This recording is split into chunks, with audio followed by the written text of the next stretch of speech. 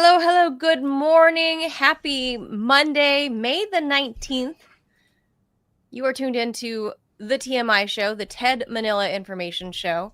I am Manila Chan. That over there is Ted Rall. And of course, we bring you way too much information. In this case, we're going to be talking about TMI of Joe Biden's junk.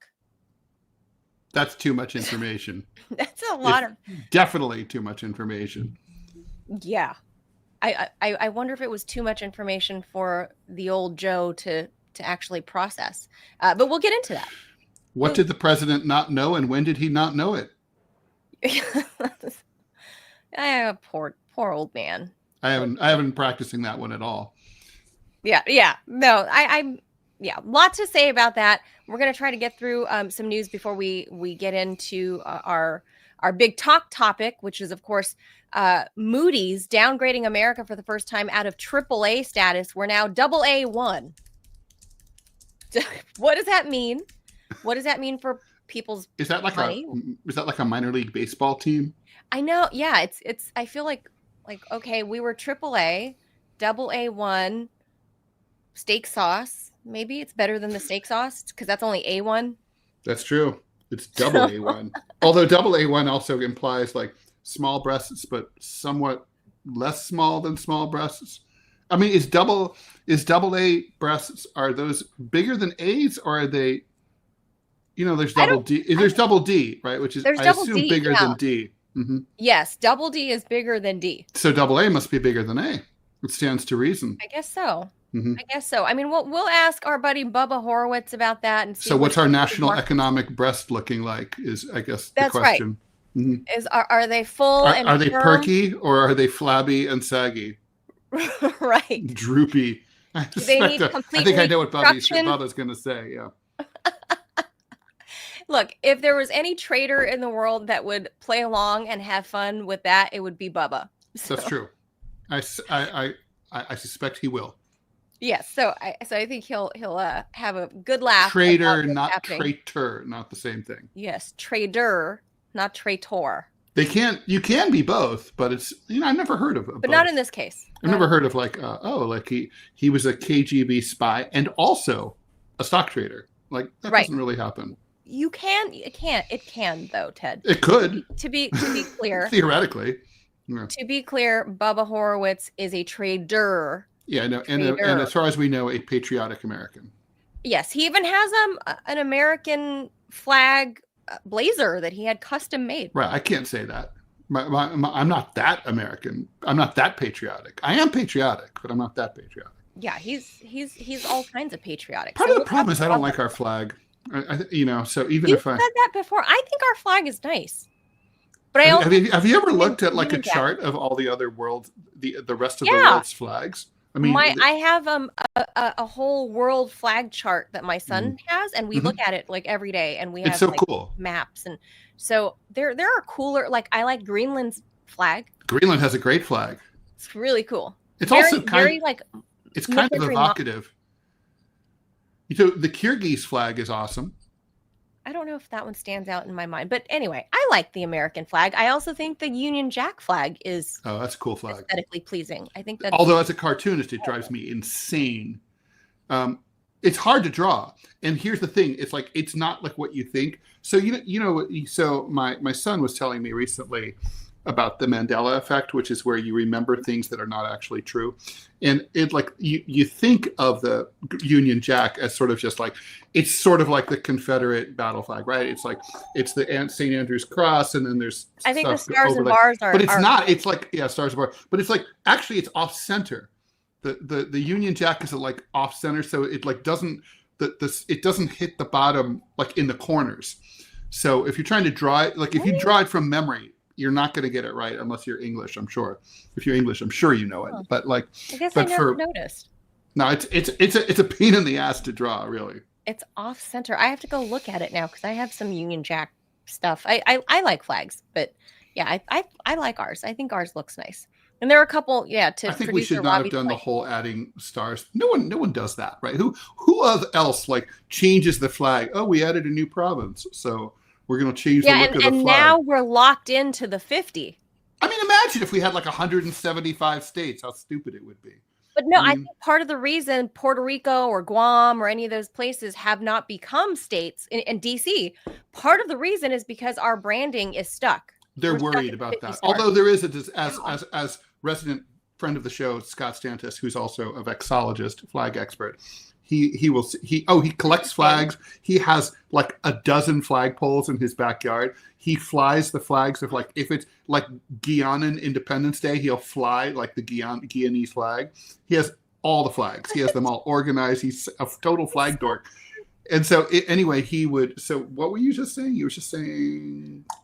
I went off on a tangent here. Sorry, I'm like biding out. I don't know. Oh, Bubba's jacket. Nah, before that. I mean, after that, just now. Oh, whatever. Okay. Well, that was the whole point of that, and he's joining us a little bit later in the show. So, at about the 10:30 mark. So we'll get to some news. There's a couple of big things. Which honorable mention. Yeah, I remember. I was going to say that there is a design already in place for a 51 and 52 star flag. I don't think so. I think there is. It'll look ugly. It'll look ugly. Well, we shouldn't have gone beyond 48. We had a nice even row when we had 48. But 50 is an even number. Yeah, but it doesn't. 50. If you look at them, they have to stagger them, right? I think it's 7, then 6, then 7, then 6, or something like that. It's like staggered, like every. Yeah, but you don't. But when it was a nice even 6x8 grid when it was 48. Yeah. Like nice and. Well. So with that, the honorable mention I wanted to say was over in your neck of the woods, at least sort of, at the Brooklyn Bridge. Like, what the hell was that? The Mexican decorative naval ship or whatever it is. Like, it looked like a ship from like the olden days, the days of yore. It's an old sailing ship type thing. Obviously, it's not an old sailing ship. This is what drives me crazy. It's like when big rigs drive under like land bridges. And they are too tall. They're stacked too high. Yes, that's what happened. That's what happened at the. Although not really. That's not really what happened. That's not really what happened. One of the masts, like yes. So, but the point is, Bridge. So here's the thing. Okay, so the Brooklyn Bridge actually is not like straight across. Okay, so it's not like going under a bridge where it's only 12 feet clearance all the way across. This bridge arcs up. Okay, so you're supposed to, if the ship had passed beneath where it was supposed to go in the middle, highest point, no problem, or anywhere really in the. But what happened is it got loose, it got unmoored because someone didn't learn their Boy Scout knots well enough, and it basically started floating down the East River, which is for those who don't know, it's an estuary. It's not really a river. Anyway, it has very ferocious currents. Doesn't look like it. The East River has claimed a bunch of ships over the years. There's even a treasure ship at the bottom of the East River that nobody can recover, full of gold, because it's hundreds of feet down and the currents are vicious. Okay, nobody can get. So the East River is treacherous navigation. Anyway, it got caught. It like got loose and then like drifted off, and they couldn't like recover. And I guess I'm gonna just say that, like, if you're a sailor in 2025. If you're like the best sailor in the world, you're like not as good as like the shittiest drunken sailor in, say, 1705, right? Sure. It's just like, it's not part of our culture anymore. So these guys, they didn't react quickly enough, and it drifted off, and so it ended up passing underneath the shorter part of the bridge where there was no clearance. That's what happened. Oh my God. Well, and then the mast broke. The mast broke, and in an accident that could have happened in 1705, the mast broke and like basically killed 2 people and critically injured like 10 more. Yeah, that's what a weird story. And then to see the videos emerge was, I mean, and there was a lot of blood. Old-timey ship. Oh God, awful. It's also weird. I saw somebody dangling from the mast. Mexico, very strange. The whole thing, like, very strange. I mean, I got to say, my grandfather, my French grandfather, he was a sailor on the last of those old-timey sail ships. He was, because he was so old. I mean, he was inducted before World War I at the age of 9, forcibly inducted into the French Merchant Marine. His mother died. His father remarried. His mom was like the wicked stepmother, like get rid of the kids. So, Oh, so 9 years old, they marched him down to the little dock there in Brittany, put him on. I've been there, and now it's beautiful, but it was a shithole back then. And they shipped him off. So oh my God. he was tiny because he was a kid. So He's his 9. job, because he's small, they send him up to the top to unfurl the sails, because the little ones had less surface area, so they were less likely to be blown off on the high seas. But it happened. Well, So it was that kind of ship. So it was that kind of ship. Although I think the ones he did were bigger than that. The my Spanish one, I saw the Mexican one. It wasn't All that right. big. It was not that big. It was decorative, is all I'll say. All right, let's get into some news before Bubba hops on. All right, let's do it. President Joe Biden has metastatic prostate cancer. He's 82 years old.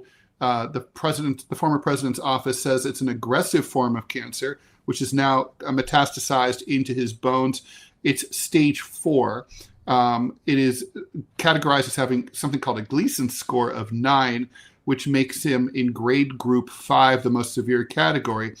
Most guys get diagnosed with this before they start showing any symptoms, as early warning signs of prostate cancer are rare, according to Johns Hopkins.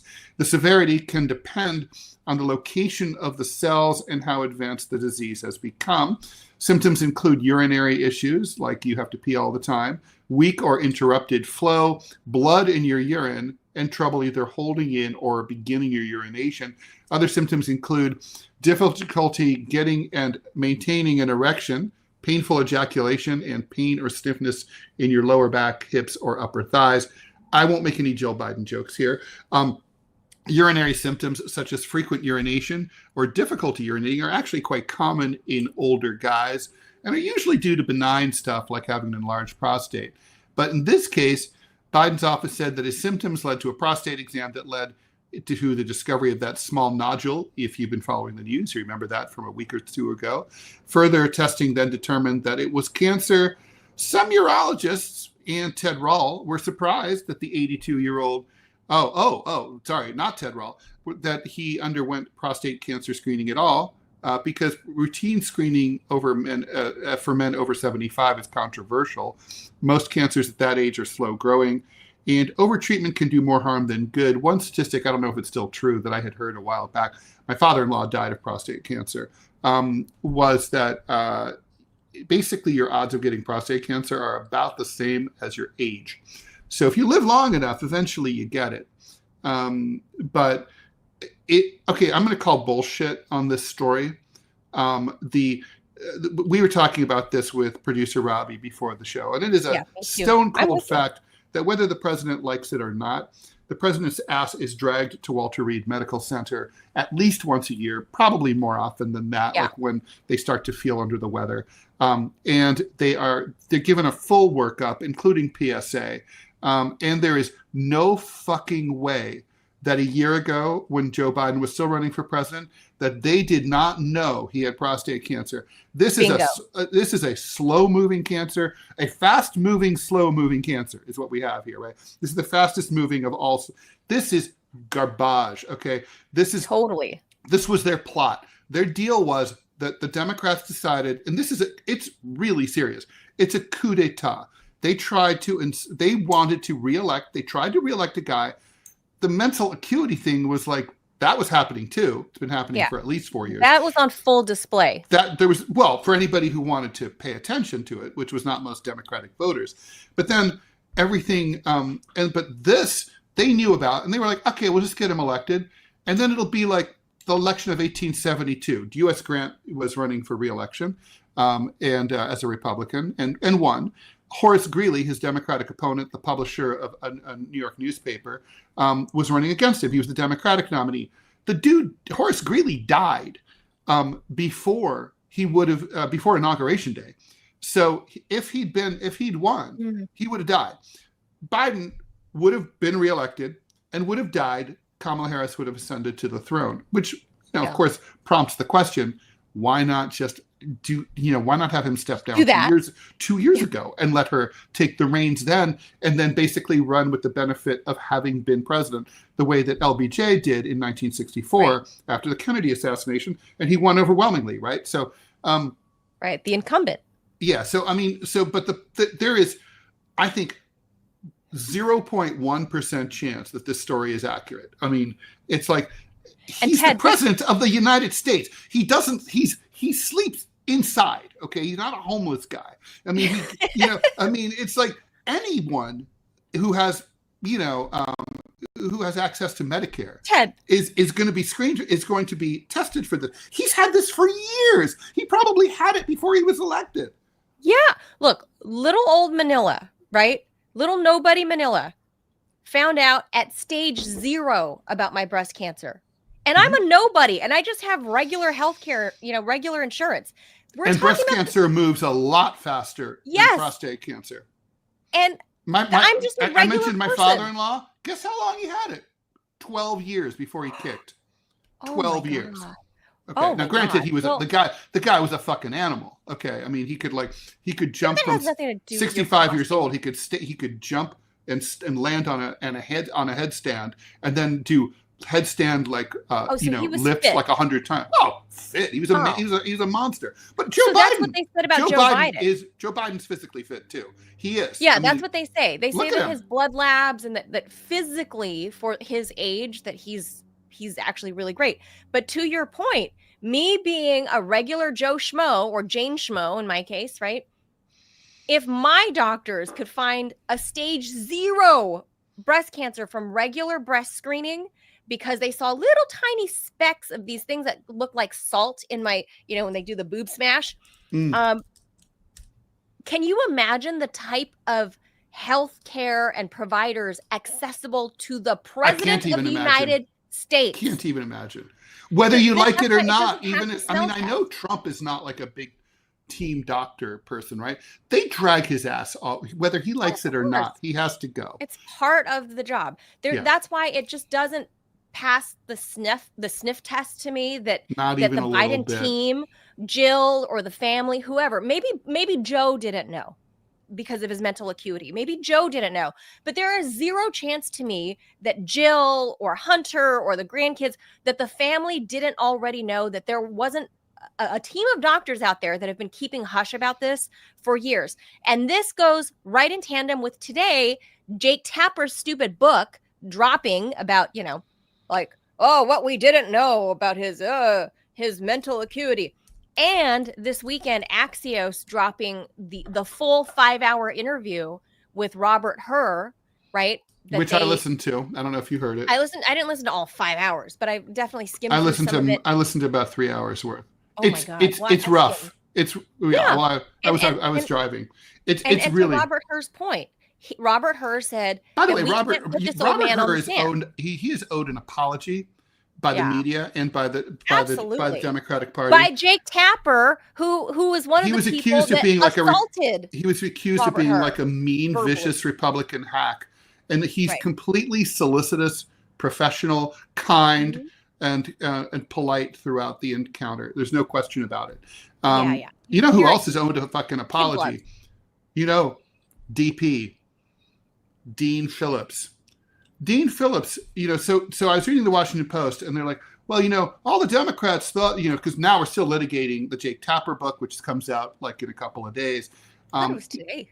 Or maybe it's tomorrow or something. But it's this week. Anyway, we're all litigating that. Like, what did the president not know, and when did he not know it? And the and one of the big, one of the discussion points is like, well, why wasn't there a primary? Why didn't anybody challenge him? Well, someone did. Okay.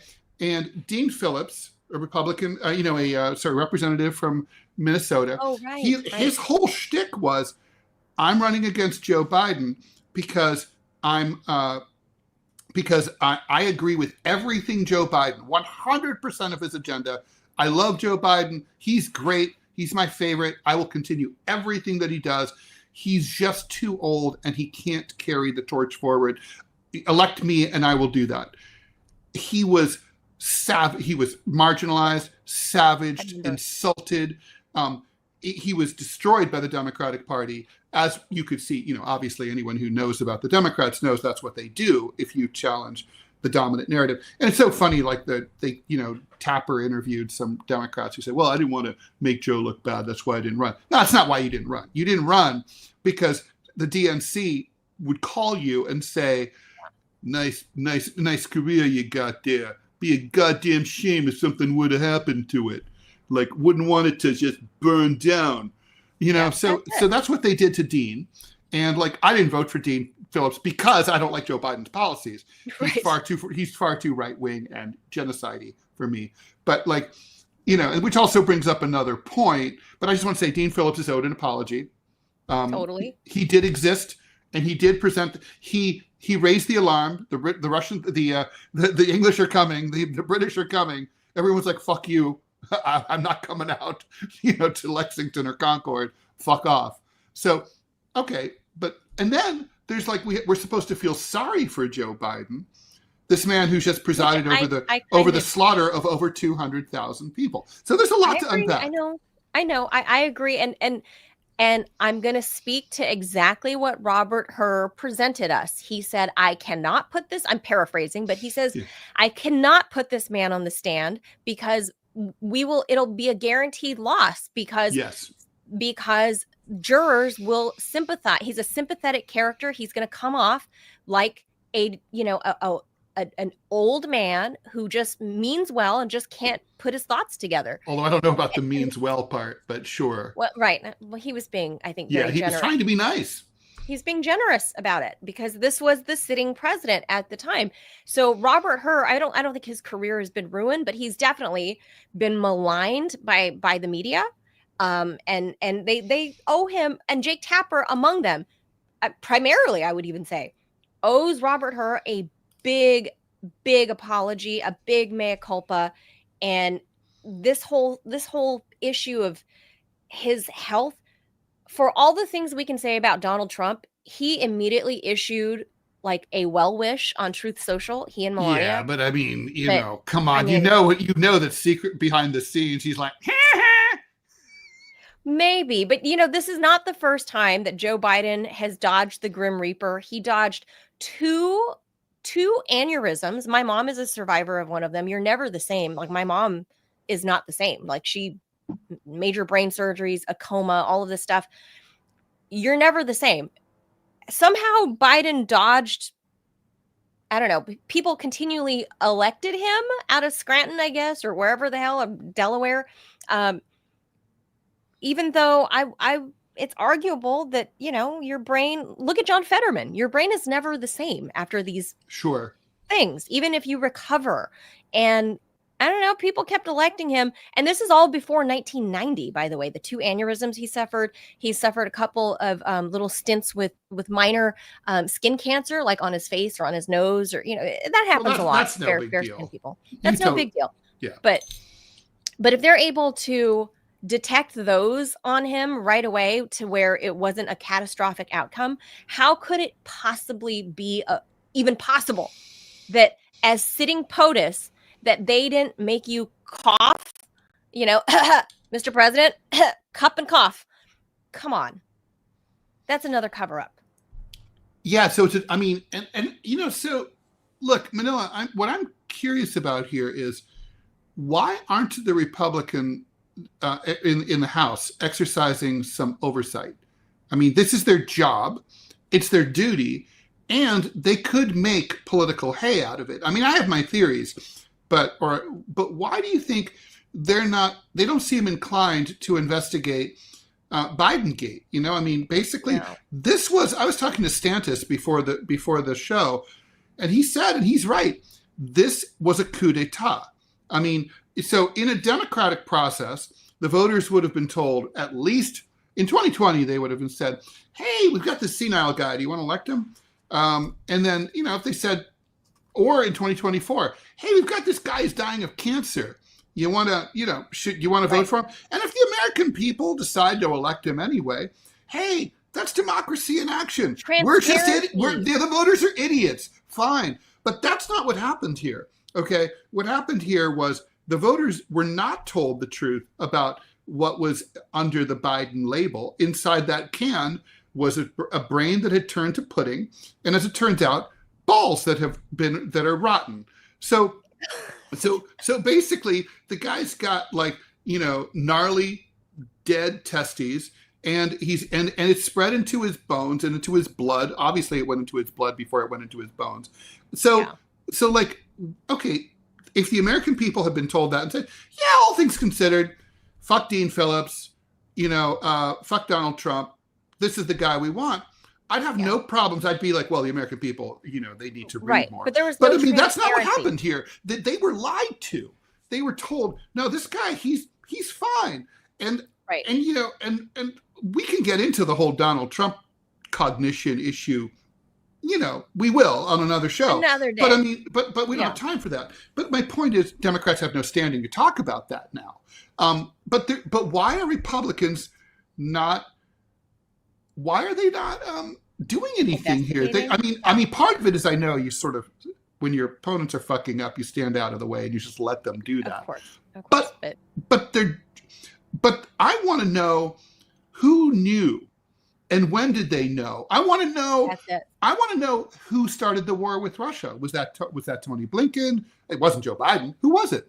I mean, I want to know. I want to know who was really running the country for the last 4 years. I want to know which members of the media knew exactly what was going on and like didn't say anything to the public, because those people shouldn't work anymore. Or if they are working, we should just know, oh, that person should person should wear the scarlet S for senility, right? As Americans, as voters, and I'll make this the last word because we got Bubba hanging out in the virtual green room, but this calls into question even more. If we weren't already curious to know what the last 4 years was actually like behind the curtain, we deserve to know who the Wizard of Oz was. If he wasn't working upstairs, because there's still the Wizard of Oz downstairs. The wizard's still behind the curtain. He or she or they are still doing their shit right now. So this could and would happen again. People know I think our main takeaway is why should we look backwards? You're like, well, now we have to deal with Trump.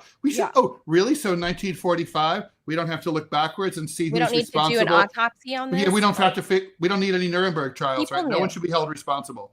I mean, it's a coup. I mean, it's a coup, and it's not, by the way, like it was 4 years of a senile guy presiding over like an awesome economy and like an awesome and peace and quiet, like under peaceful Joe Biden's cabal. It was a beautiful halcyon time. No. Right? This was like there were a lot of mistakes that happened in the last 4 years.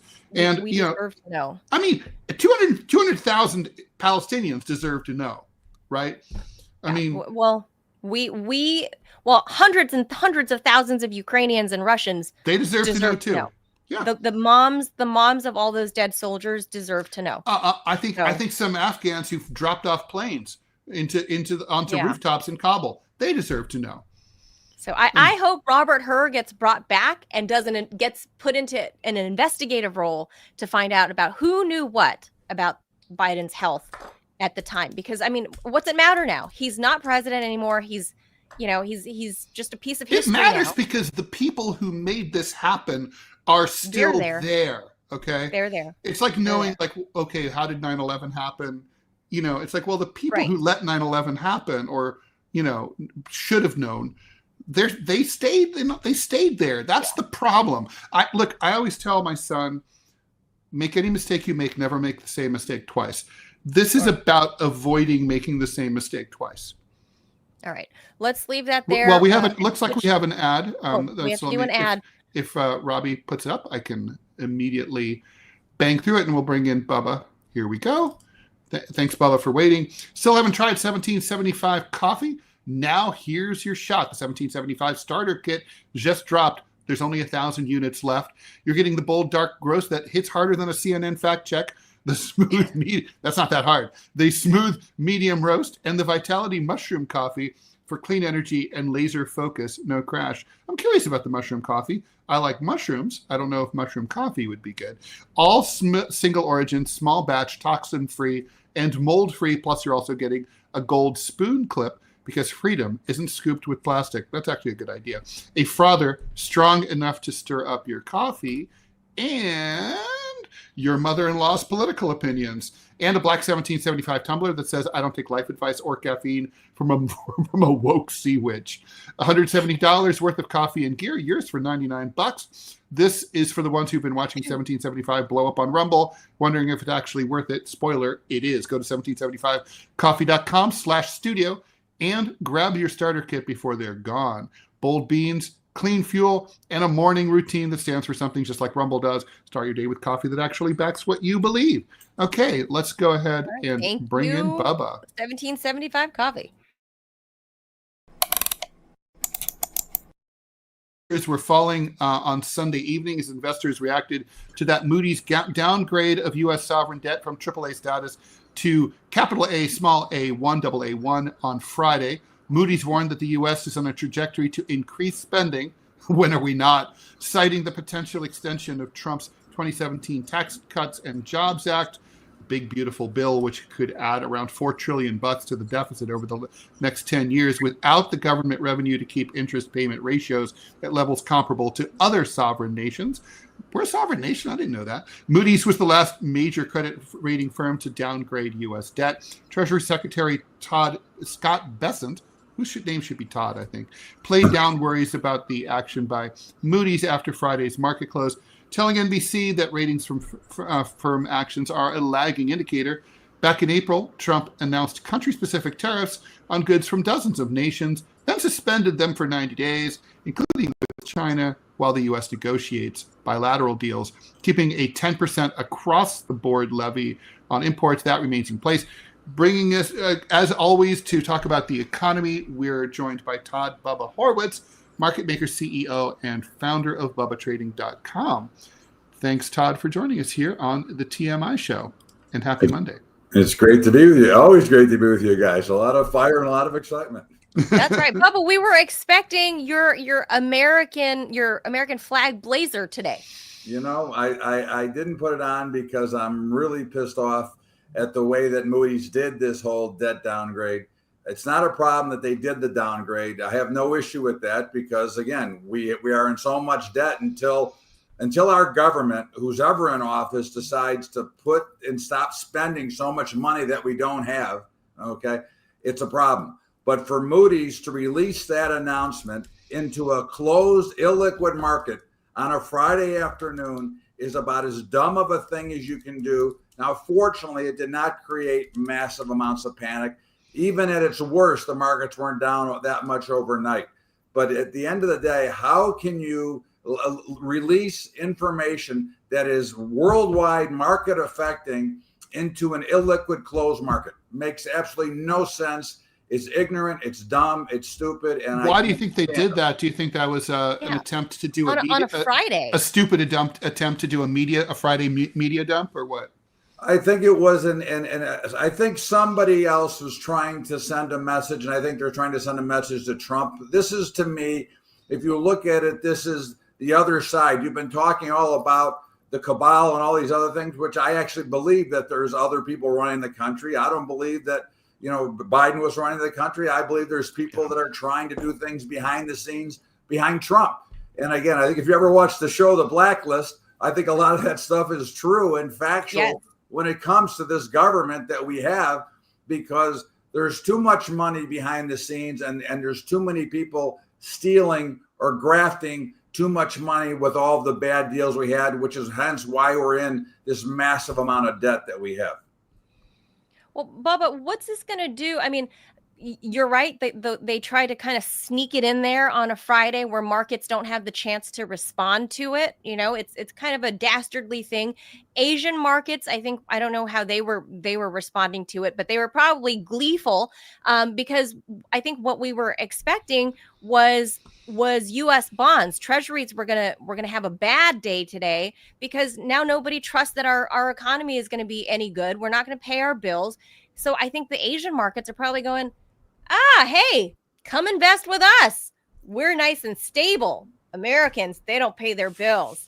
Well, I think what a lot of people don't realize is that, you know, the bond markets are getting hammered. The futures, which means interest rates are going higher. the debt is higher risk, which again, if you believe that America is going to fail, then obviously you'd want to be a seller. But this is actually probably an opportunity because the interest rates, you're going to get more money for your interest rate that you're going to get by investing in fixed income and markets like that. Because at the end of the day, again, if you remember, you may not be old enough to remember, but when New York was going bankrupt, they were giving away bonds because, again, it was a very high risk trade, but it really wasn't that high risk. How much real risk is there in the United States failing? Okay, that's the question you have to ask yourself. What is the real risk of the United States failing? And I would say it would be close to zero because, again, if we fail, then the entire population fails, and I think there's a much bigger problem. It's not zero, but it's close to zero for sure. I mean, it's certainly, this is the third time the U.S. debt has been downgraded, first time by Moody's. But again, these rating agencies are a bunch of manipulating bullshit people anyways that have no clue and are doing things for another purpose. The purpose wasn't to say that the U.S. debt is no good because we'll just print more money. And one of the things that everybody has to remember is that if China, for example, wanted to sell all their notes, all their bonds that they've bought, because listen, let's face it, China is our biggest creditor. Okay, we could just devalue our currency. Okay, there's not that much of an issue. We own China from a debt standpoint because they cannot sell our debt because at the end of the day, if they sell it, we can devalue and tell them to go scratch. So at the end of the day, these agencies are all nonsense and really don't give you the true picture of the economy. It's going to create higher inflation. It's going to create less sales. It's going to hurt the overall system because mortgage rates are going higher. So housing is already in trouble. It's going to create more trouble when mortgage rates are higher. So this did no good for anybody. And it was really with no reason, in my opinion. How do you think Jerome Powell will respond to this? Do you think he saw this coming when he gave the rate forecast for the rest of the year? Does this have any impact? It could have a possible impact. This could be a chance to force Jerome Powell to lower rates. I hope not. I think that would be a dramatic mistake. You know, the Fed has never made the right decision. They've been always lagging. They're a lagging indicator. They're always behind the scenes. They've done more damage to any of our economy than ever help. And starting with Alan Greenspan was when the Fed really started to fall apart, the all-time greatest bubble builder.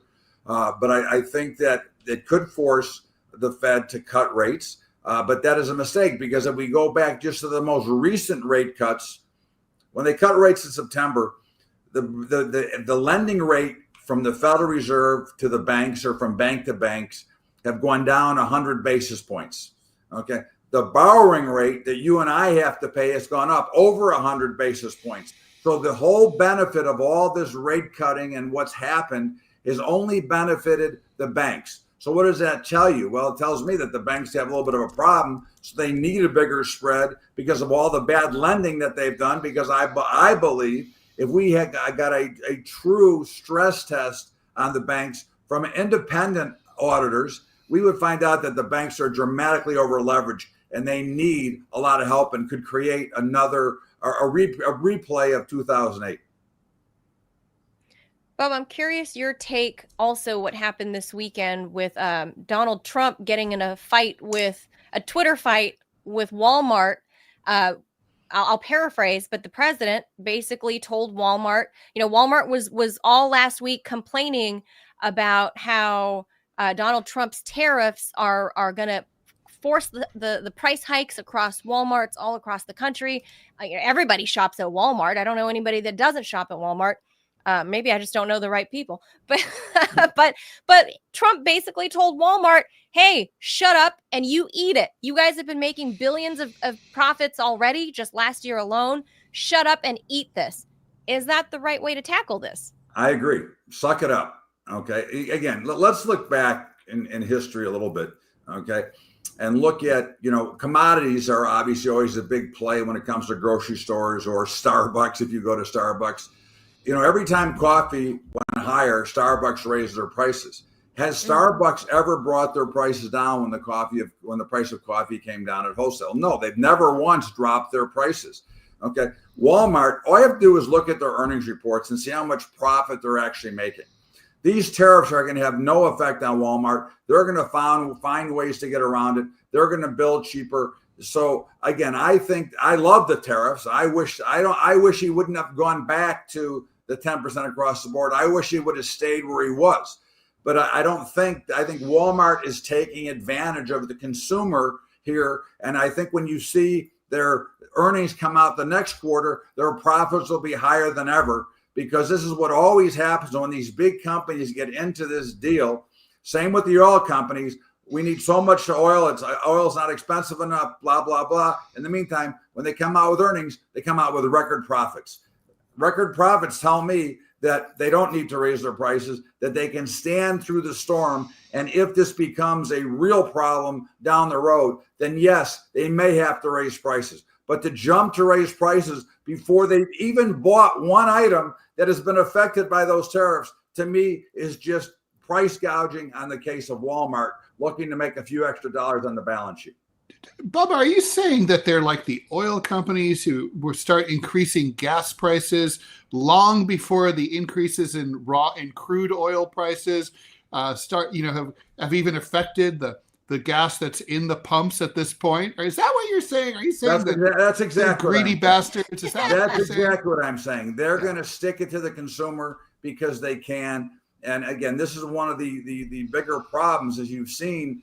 We continue to lose competition for Walmart, for Amazon, because they're so much of a behemoth in size that they destroy any business that can compete with them. What about price controls? I mean, something like to provide, to prevent price gouging. I just picked up my kid from college, and in a little tiny town in the middle of nowhere in flyover country, and to get I don't really have any objection to the fact that all the hotels were sold out.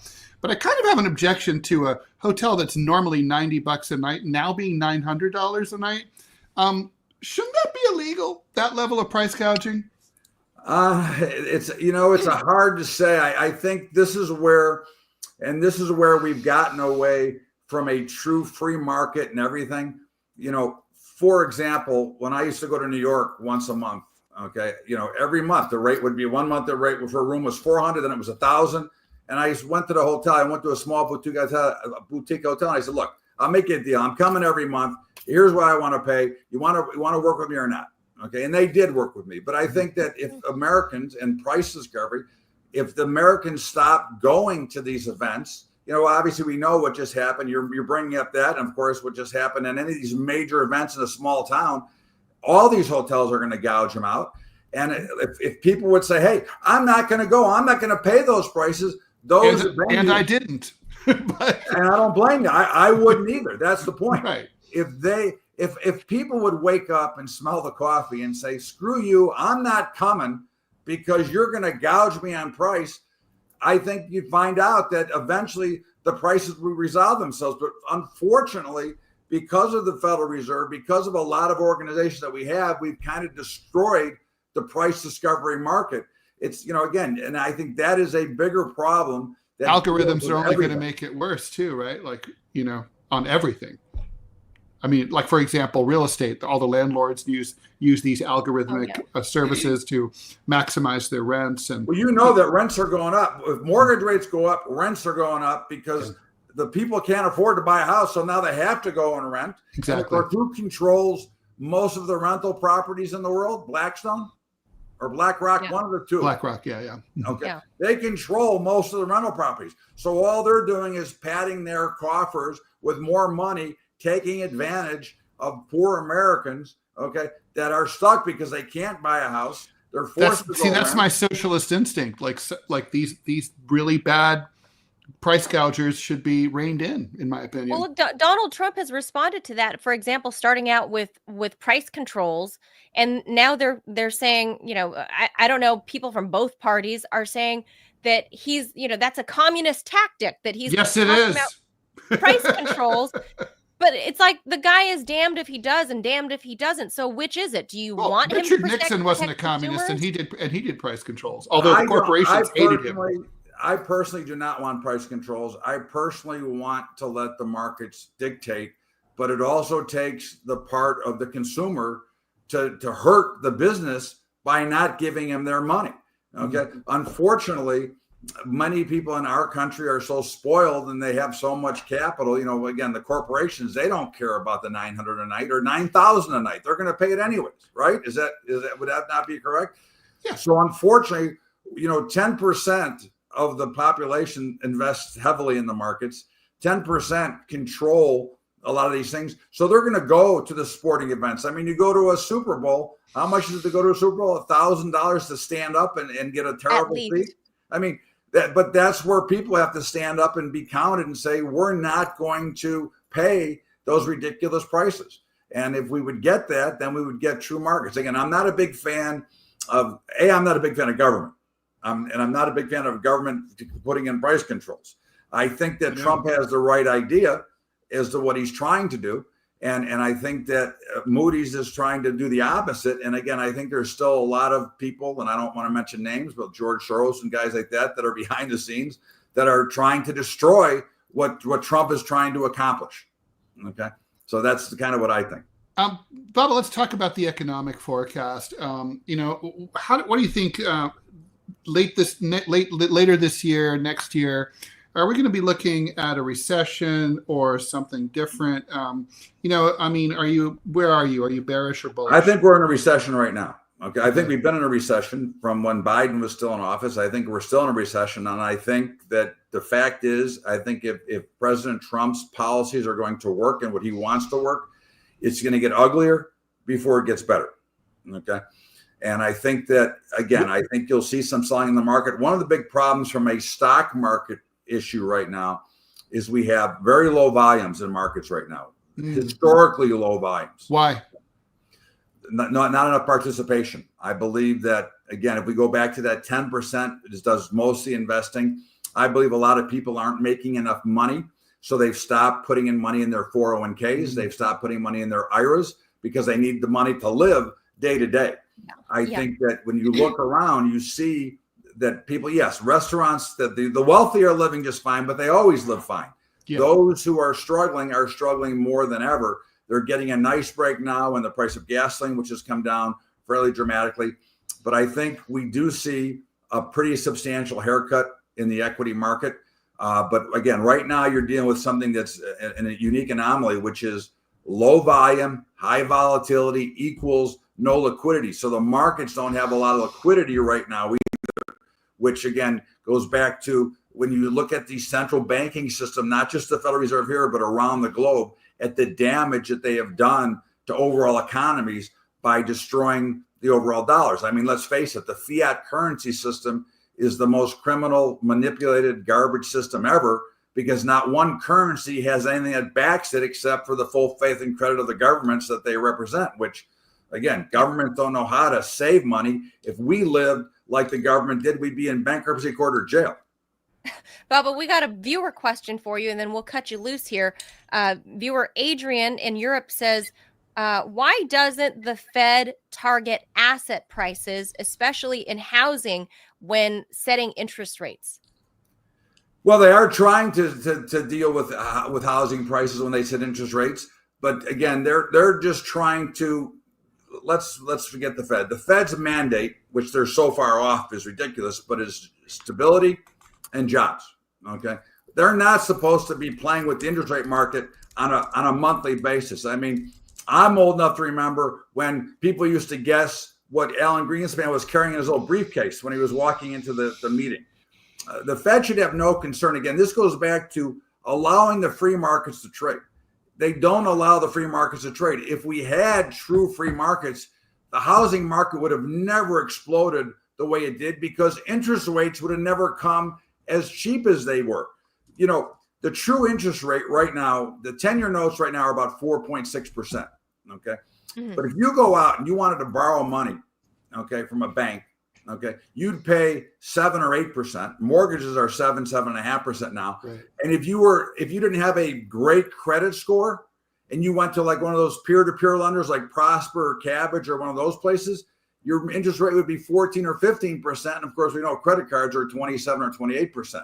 So the problem is that we don't allow the markets to trade freely, which throws every price out of whack. And more damage has been done by the Federal Reserve to asset prices than any other single group in the world. Hopefully that answers Adrian's question and makes some sense.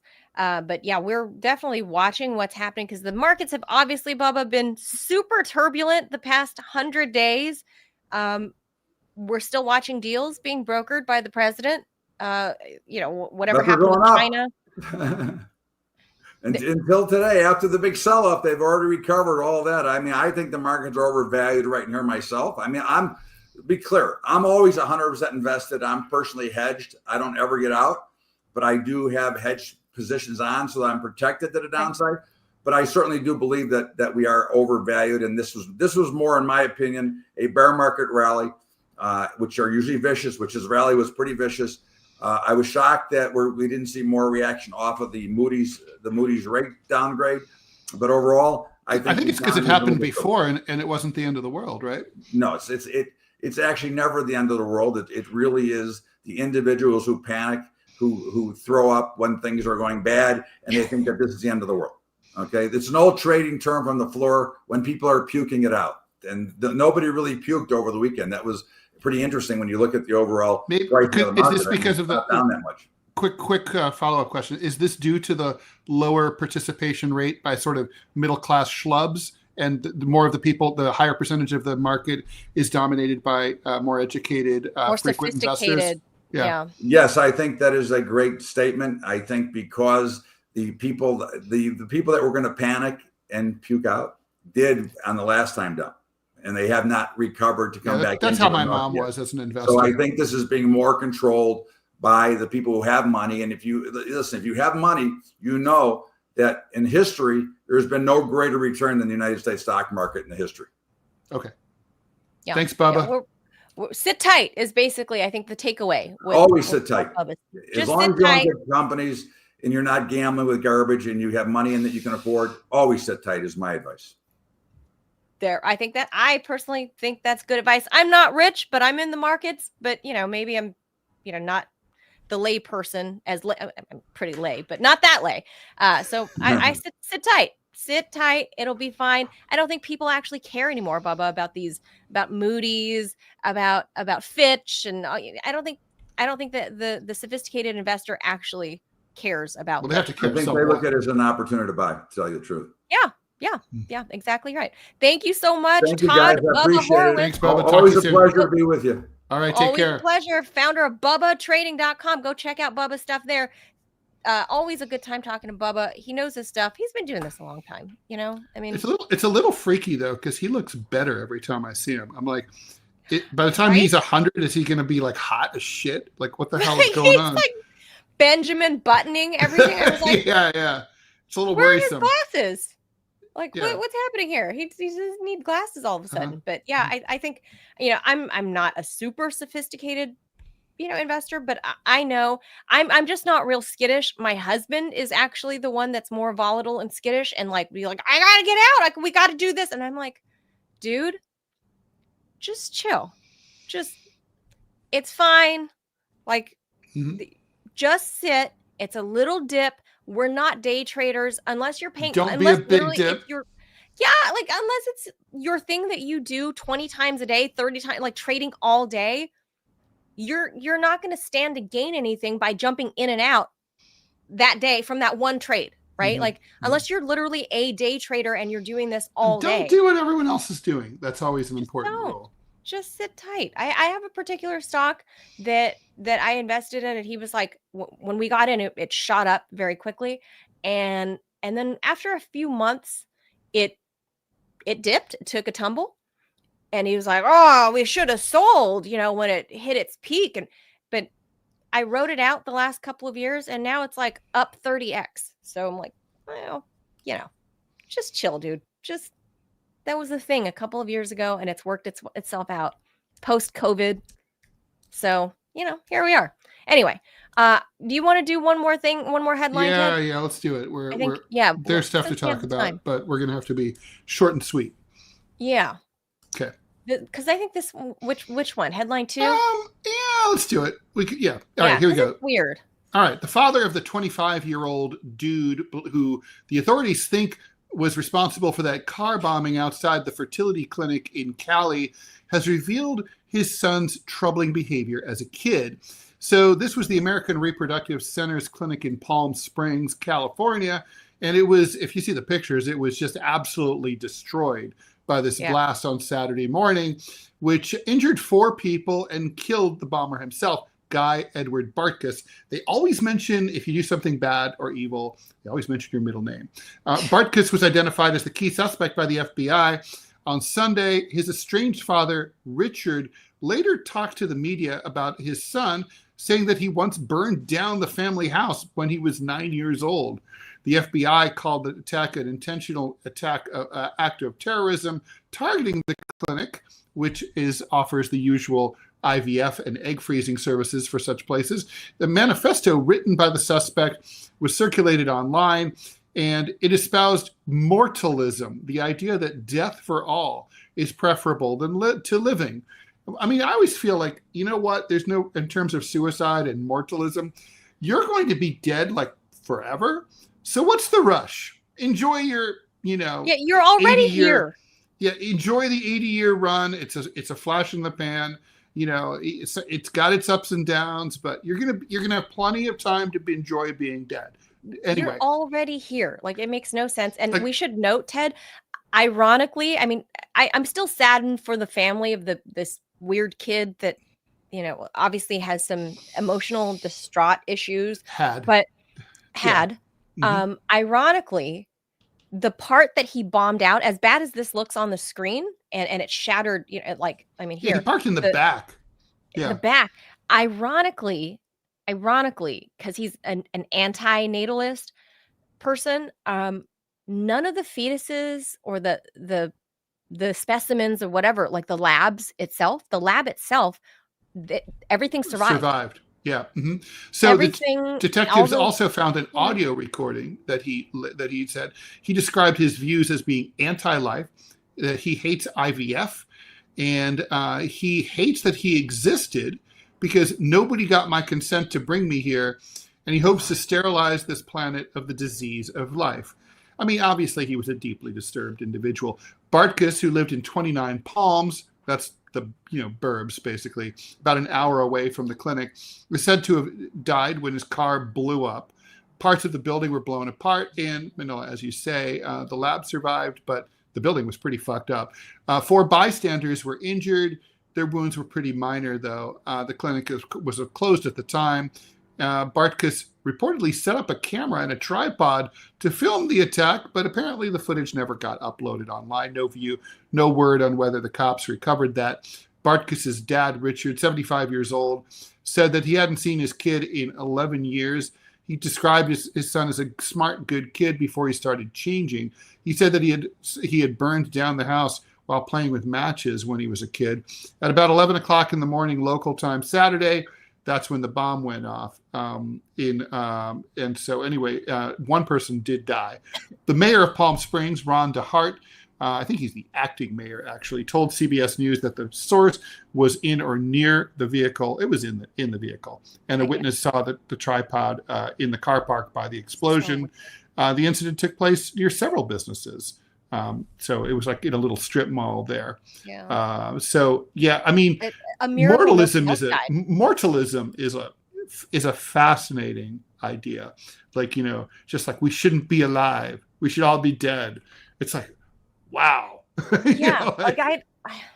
I don't even know what understand to the people. say about that. I was friends with a cartoonist who favored the Human Extinction Project, where basically their theory was that human beings had fucked up the planet. Hard to argue with that. That's fine. I agree with that. Clearly true. Fine. And I mean, obviously that's true. And therefore, the more of us go extinct, the more of us die, or at least don't reproduce, the better it would be for the planet. Yeah, but you should have to get my consent for that. Right. Don't blow me up as I'm trying to get born. Right, anyways, it sort of doesn't work that way. I mean, Like No, I mean, obviously, that's a disturbing. This is the ultimate nihilism, right? Ultimate. Yes, ultimate nihilism, and I think that just speaks to this place we're at with the lack of mental health care for the general population, and especially people his age group. They're Gen Z, right? Like they're in your son's Yes. generation. Yes. A lot of these kids, because of they are native to online life, they're native to social media. A lot of these thoughts like permeate into their brains without them really understanding, what it all means and how, and there's no place for them to get help. We have a shit healthcare system. They have nobody to talk to about these weird thoughts that swirl their heads, and they just keep falling deeper and deeper into the rabbit hole by watching YouTube or whatever. That's true. This kid, 25 years old, young man, how could you possibly think a fetus can give consent? Like that on its face is illogical. I think he knew that. Look, here's the thing. I want to be intellectually rigorous here, and it's entirely possible that mortalism is right. I just don't believe in it. But I mean, the thing is that the human race, basically the number one thing the human race tries to do is to prolong its own life as individuals and to self-propagate. And it seems like, I mean, maybe we're wrong about that, but it seems that that's what all life tries to do, even plants and fungi and stuff. That's right. So it's kind of like you're basically asking this species, because we have self-consciousness, to choose not to do the most innate thing that living things do. And that's just to continue on. Let's just say this, that's going to be a big ask. Let's put it that way. We'll leave this is that not this is a philosophy that's not likely to catch on. No, I think maybe we should very quickly take a minute or two to take note of the Romanian election results. I'm more interested in the media coverage of this. Okay, yeah, story. Let's do that real quick. But anyway, the centrist surprise, Ted. The centrist mayor of Bucharest, Nicosor Dan, who basically has his last name as his first name and his first name as his last name, won the Romania's presidential election yesterday in a quote-unquote shock upset over a right-wing nationalist who was basically in the Trump mold.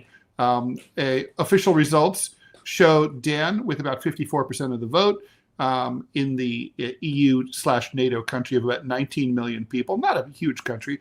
Trump supporter George Simon got 46%. Dan, who's a mathematician, 55 years old, basically made a last-minute dash to the top. After weeks of being behind in the polls, we all kind of thought that Simeon was going to win. Anyway, he's against aid to Ukraine, and he's not very much into the EU. He wants rapprochement with Russia, which of course has historic ties to Romania. Simeon was the top vote getter in the first round of the election with 41% of the vote cast. So here's the thing, Manila. Let's not forget this guy. Simeon replaced the do-over vote that the EU and judges what I wanted to get with into. Calin Georgescu. So that's what I'm interested in, right? So NPR reported this story this morning, hardly even mentioning the fact that this was a do-over vote, right? And so basically what happened was Simeon won the first round, and then a court said, "Oh, the evil Georgescu won. Right, but his party and the Ruskies had allegedly, although there's no evidence for this, and Russia denies it, did a social media bomb. had interfered with the election. So the Supreme Court of Romania, I guess, had the power to overturn the election and say, yeah, so this election result doesn't count. So this election happened as a result. Now, it's kind of like that's an important part of the story, Manila, right? Like, and so they're saying, well, right wingers started yesterday for them. Right wingers who support that party are upset. Well, I'd be upset too. Okay, this is almost like pulling what the DNC did to Bernie. It's like they put their greasy thumbs on the scale, and if you supported that Georgescu guy, you're pissed. You're really pissed. And I don't think this just goes away and they sweep it under the rug. And they're like, oh, it's a triumph of democracy. I'm like, yeah, if democracy is canceling election results, I guess it's a triumph of democracy. Okay, well, whatever. Ted, this is the new. I'm just trying to be fair. I wouldn't have voted for this guy at all, the right winger, because I'm not a right winger. But I mean, you know, hello, integrity. You have to cancel elections, democratic elections, in order to save democracy. We've established that. Nothing is more democratic than anti-democracy. Just peace. Like there's nothing more pro earth and pro life than every mass extinction of that's the most. Nothing says love like hatred. That's right. So this is it. So there you are. Like we have always been at war with Eurasia. We have never been at war with East Asia. Like I was surprised but not shocked at this outcome because Ted, we knew that the whole reason the do-over thing had to happen because Georgescu won in the fall in the real elections was because the pro-EU and pro-NATO, you know, interfering warmongers were not going to allow that to happen. They didn't like the outcome of the democratic process, so they forced a do-over, and then here we are with this guy out of nowhere, a math teacher. But to math pretend teacher like that wins. But to pretend like that never happened, that's the part that I'm like, wow, that's some serious balls out censorship. That's all I wanted to talk about. So anyway, we talked about it. We did it. We're done. Fair. All right. We're going to leave that there. Unless we have another word from another sponsor. No. Okay. We are good to go. Thank you everybody for tuning in. It's a pretty Monday for us here. Gorgeous here. DC. So oh my God. You guys have a great day. Amazing. Hopefully it's a good sign. It's a harbinger of good stuff for the rest of the week because we had shit weather. We had trees down over the weekend by my house here in Northern Virginia, and the tree just like crushed a woman as she's driving along the highway. A tree just came down squarely over. Oh my God! That's God smiting her ass. That is God. Like, geez, it's sort of like just rubbing you out like a bug. Two people that happened to on the roadways, like about 2 miles away from me, and the storm blew through. 20 minutes, gone. I wonder if that must have been the remnants of that storm system that spawned so many hurricanes in the tornadoes in the Midwest. Yeah, because we're mid-Atlantic here in the DC area, and it blew through for 20 minutes, and 2 people. There was some major damage in Kentucky, right? Yeah. Anyway, major tornadoes and floods, but anyway, hopefully it's a beautiful week, and let's try not to kill each other. Thank you guys for tuning in. We'll be back tomorrow at 10 a.m. Eastern time. We appreciate you being here. Please make sure you hit smash that like button, the follow. If you're in the position to join, please join us on Rumble Premium. We are working our brains on what to bring for the Rumble Premium content. We have some good ideas going forward. Yeah, so you can join us there. More F-bombs to be had. Thank you guys. We'll be back tomorrow. Adios, amigos. Bye. Bye.